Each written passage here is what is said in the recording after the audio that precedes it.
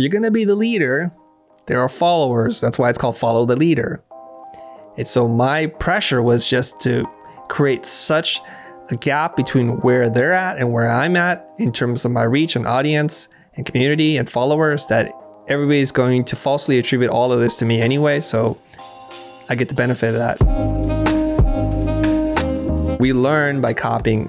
And at first we don't think it's copying. We think it's paying homage, drawing inspiration, as designers do often. And that's how we learn. We learn how to speak because we copy our parents. We learn how to walk because we're copying, and we're copying all the time. The difference here, when it enters into the professional realm, it's like, whoa, now we got some problems, especially if you have a very small circle and you think, the circle is so small, couldn't you rip off someone else and bring it to the group? You know, we all are stealing from somebody else, so steal farther away from me. And that's the problem. In fact, earlier today, I was having a conversation with Mo, and I was telling, God, Mo, there's just so many of these people on the internet, and they're literally just trying to do every single thing that I do on Instagram. And it's like, it's bugging me, dude. And I said to him, help me out here. And he's like, what can I say to you? It's gonna happen. Now, you know, early on when I was experimenting with carousels, which was an idea I got from somebody else, by the way, Michael Janda, and I freely admit that and talk about that all the time. And then Matthew was like, yeah, we're gonna do carousels. And then he saw a torrent of people, like the Attack of the Clones, that were just coming so hard and fast. They were literally using the same typeface, and if I was doing this, they would do that. And I thought, it's fine. If you're gonna be the leader, there are followers. That's why it's called follow the leader. And so my pressure was just to create such a gap between where they're at and where I'm at in terms of my reach and audience and community and followers that everybody's going to falsely attribute all of this to me anyway. So I get the benefit of that. So I'm going to ride that wave, and it's totally okay. It becomes problematic when our own team members can't work in the same or similar style, because now it's like, it's too blurry. But that created opportunities for Matthew to invent different styles of posting content. And it's been really cool to see his experiment. And then for a while, I'm okay with that. And then I start to change what it is that I'm doing, so that it's like, yeah, okay, I see what you're doing. I'll leave you all alone. And then I use what I think are pretty garish colors. I use like this kind of salmony pink color, which most people would not use, especially men. And I use this really kind of dark forest gray-green color, sage, you know, whatever. And I'm like, okay, they're not going to use this because they're using all the punchy colors, and I'll just leave them to that. And just the other day, I was like, I wonder what this guy who's coming. And I look at his account, and now they're using the pink color, and they're using the same illustrator that I found on Shutterstock, and they're pretending like it was a coincidence. No, you reverse image search that, dude. Come on. And these are my friends, even.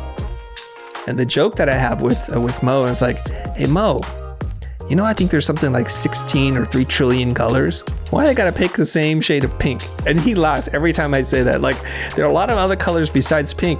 Yo, you know, pick another color. What do I gotta do? I gotta pick vomit and puke and diarrhea, and then you'll leave me alone? It's like, even down to the color. And we all had a big laugh. And I said, you know, I guess the counter to all of that, to defeat everybody, I'll just make templates and sell them. I'm gonna turn a negative into a positive. I'm gonna look for the opportunity and the obstacle. Or, which is what I'm already doing, I'll just teach them how to do it this way. I'm gonna try to make this something that's gonna benefit my life, my career, my ambitions.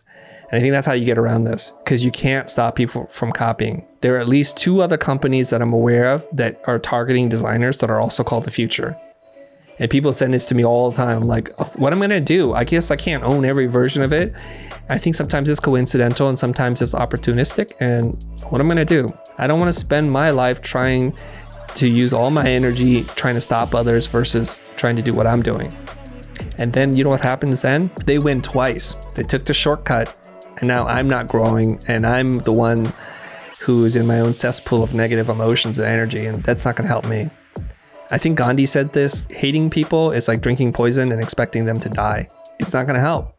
So here's what I think now. Here's the advice part to you. This is confirmation that you're on the right trail. I mean, imagine if you did something nobody cared, nobody copied, nobody emulated. It's like, ooh, you're on a very lonely island then. So what you need to do is you go to phase 1. You need to put as much distance between what you're doing and what they're doing by just executing really fast. So that's the way you beat them. You out execute, you outrun, and you just keep doing that. And then you'll go into phase 2, which is, all right, I can't stop you from copying me. I'll teach you how to copy me, and I'm gonna make money off you that way because you're such the authority.